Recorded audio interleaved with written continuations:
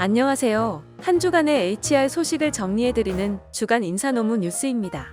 뉴스의 자세한 소식은 첨부 파일을 통해 확인하실 수 있습니다.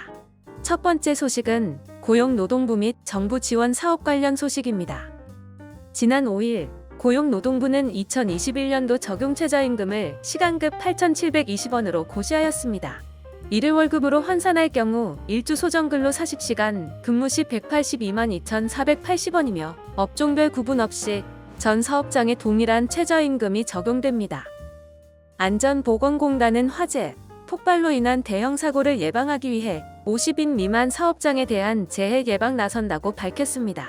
지원 대상은 업종에 상관없이 화재, 폭발 고위험 작업을 보유한 상시근로자 50인 미만 소규모 사업장으로 동일 사업주당 최대 3천만 원 이내에서 예방설비 구매 비용의 100%를 지원합니다.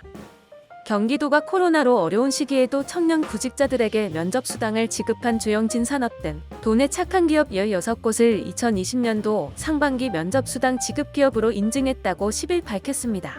인증 업체들에게는 일자리 우수 기업 인증, 유망 중소기업 지원 등 경기도가 추진하는 11종의 기업 지원 사업 신청 시 가점이 부여됩니다. 다음은 채용 관련 소식입니다. 코로나 사태로 면접 전형에 크고 작은 변화를 주는 기업이 많은 가운데 실제 평가 비중 상 변화는 없는 것으로 조사됐습니다. 구인구직 플랫폼 사람인이 기업 451개사를 대상으로 코로나로 인한 면접 전형 변화를 주제로 설문을 한 결과 절반 이상이 변화가 있다고 답했습니다. 코로나 확산으로 실업자가 늘면서 지난달 실업급여 지급액이 또다시 역대 최대 기록을 경신했습니다. 고용보험 가입자 수 증가폭에서 회복세를 보이는 서비스업과 달리 비교적 안정적 일자리인 제조업은 감소세를 거듭하고 있습니다. 다음은 노동조합 및 노사관계 관련 소식입니다. 코로나19에 걸린 쿠팡물류센터 노동자가 산업재해 승인을 받았습니다. 코로나19에 감염된 쿠팡 노동자 중에서는 첫 산재 인정 사례입니다. 피해자 모임 등에 따르면 부천 신선물류센터는 환기하기 어려운 밀폐된 구조이며 400여 명의 노동자가 동시간대에 밀집 근무하는 등 바이러스에 노출될 가능성이 높았던 것으로 알려졌습니다. 코로나 위기 극복을 위한 노사정 합의안 추인을 둘러싼 내용으로 지도부가 사퇴한 민주노총이 지난 11일 비상대책위원회 출범을 공식 선언했습니다. 민주노총 비대위는 모든 노동자에게 근로기준법을 적용하는 등의 입법과제인 전태일 3박 쟁취의 하반기 모든 역량을 집중할 것을 다짐하고 오는 12월 새로운 직선제 지도부 선출도 차질 없이 완수하겠다고 밝혔습니다.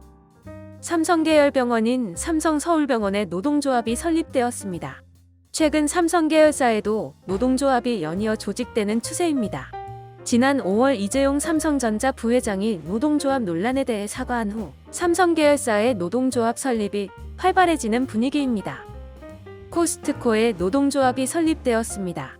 민주노총 서비스연맹 마트산업노동조합 코스트코즈는 코스트코 노동조합 내부 공지를 통해 8월 2일 조합설립준비위원회에서 설립총회를 개최했다며 코스트코의 노동조합이 정식 설립됐다고 밝혔습니다. 다음 조직문화 및 글로벌 HR 관련 소식입니다. 일과 가정의 양립 문화가 사회 전반에 퍼지는 가운데 라떼파파를 원하는 남성 직장인이 절반을 넘는 것으로 나타났습니다. 구인구직 플랫폼 사람인이 직장인 1,153명을 대상으로 육아휴직을 주제로 조사한 결과 남성 응답자 중 53.9%가 실제 육아휴직 사용 계획이 있다고 답한 것으로 전해졌습니다. 직장인 5명 중 2명은 직장생활의 지루함과 단조로운 업무에서 비롯된 의욕상실을 뜻하는 보어아웃을 경험한 것으로 나타났습니다. 취업 플랫폼 잡코리아가 직장인 782명을 대상으로 보어아웃 조사를 실시하고 결과를 발표했습니다.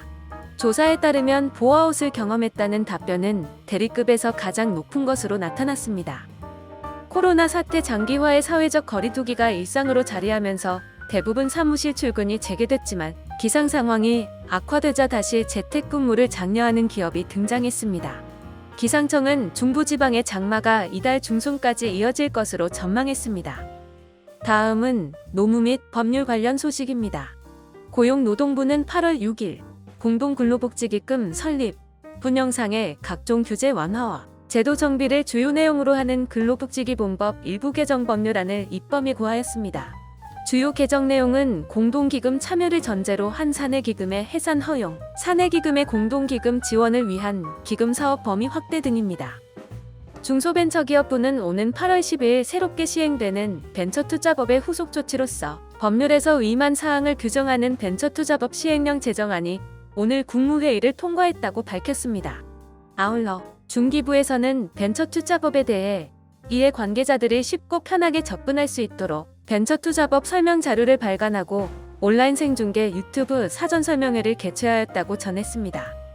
경영평가 성과급은 평균 임금에 해당하므로 퇴직금에 포함해야 한다는 하급심 판결이 나왔습니다. 서울중앙지방법원은 지난 7월 근로자 황모 씨 등 15명이 국민연금공단을 상대로 청구한 퇴직금 청구의 소에서 일부 원고들의 손을 들어주면서 이같이 판단했습니다.